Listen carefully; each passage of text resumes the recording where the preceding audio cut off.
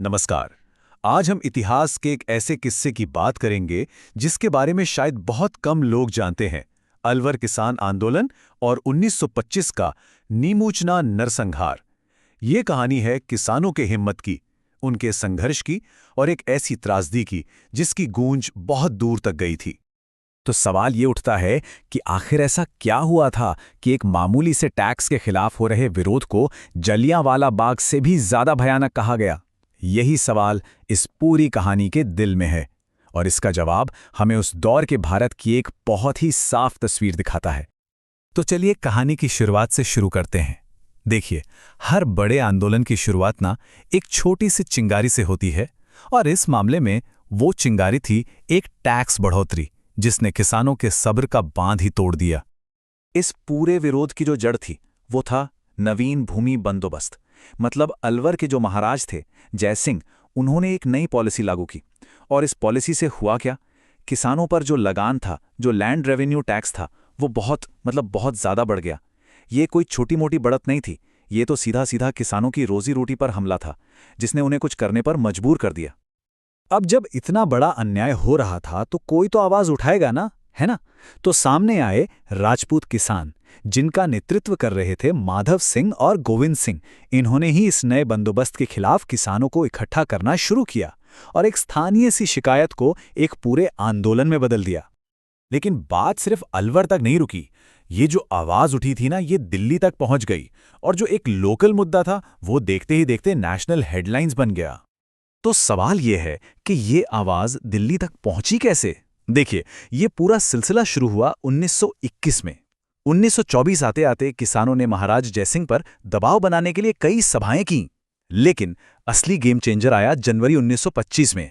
तब उन्होंने दो बहुत बड़े कदम उठाए। पहला, वो दिल्ली में अखिल भारतीय क्षेत्रीय महासभा के अधिवेशन में पहुंच गए और दूसरा, उन्होंने अपनी सारी परेशानियां पुकार नाम की एक पत्रिका में छपवा दी। बस इन दो कदमों ने इस आंदोलन को एक नेशनल प्लेटफॉर्म दे दिया। और यहीं से कहानी का सबसे दर्दनाक मोड़ शुरू होता है। नीमूचना का नरसंहार, 14 मई 1925। एक ऐसी तारीख जिसने एक शांतिपूर्ण विरोध को एक भयानक त्रासदी में बदल कर रख दिया। सोचिए, ठीक एक दिन पहले 13 मई को सारे किसान नीमूचना गांव में इकट्ठा हुए थे, एक शांतिपूर्ण सभा के लिए। उनका मकसद कोई लड़ाई झगड़ा नहीं था, वो तो बस अपनी बात रखना चाहते थे, एक पीसफुल सॉल्यूशन चाहते थे। लेकिन अगली सुबह 14 मई को सारी उम्मीदें टूट गईं। जो राज्य की कमांडर था छज्जू सिंह, उसने एक ऐसा हुक्म दिया जिसके बारे में किसी ने सोचा भी नहीं होगा। उसने अपनी टुकड़ी को हुक्म दिया कि निहत्थे किसानों की भीड़ पर गोली चला दो और पूरे गांव में आग लगा दो। ये विरोध को कुचलने की एक बेहद क्रूर और अमानवीय कोशिश थी।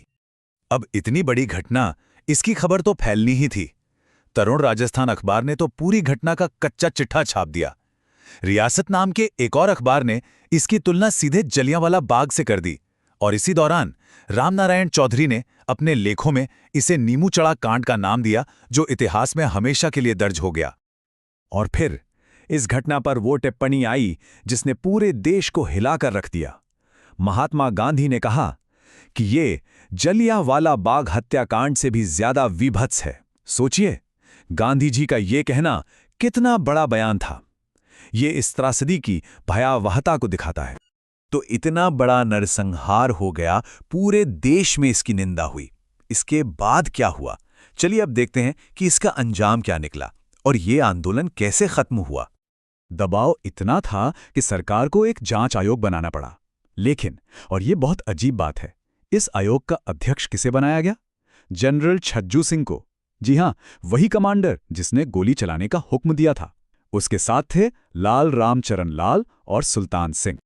अब देखे, भले ही ये जांच आयोग एक मजाक जैसा था, लेकिन जो पूरे देश में निंदा हो रही थी उसका दबाव काम कर गया। सरकार को झुकना ही पड़ा। उन्होंने अपनी पॉलिसी को दोबारा देखा और आखिर में किसानों की जो असली मांग थी उसे मान लिया गया। और फिर वो दिन आया, 18 नवंबर 1925, जब पुरानी लगान व्यवस्था को फिर से लागू कर दिया गया। और इसी के साथ ये 4 साल लंबा संघर्ष, ये आंदोलन खत्म हुआ। किसानों ने कीमत तो बहुत बड़ी चुकाई, लेकिन आखिर में जीत उन्हीं की हुई। तो आखिर में नीमूचना की एक कहानी हमें बताती क्या है? ये हमें विरोध की ताकत के बारे में तो बताती ही है, लेकिन साथ ही ये भी दिखाती है कि अपनी आवाज़ उठाने की कीमत क्या हो सकती है। ये एक याद दिलाती है कि कैसे आम लोग भी अपने हक के लिए खड़े हो सकते हैं, चाहे रास्ता कितना भी मुश्किल क्यों ना हो।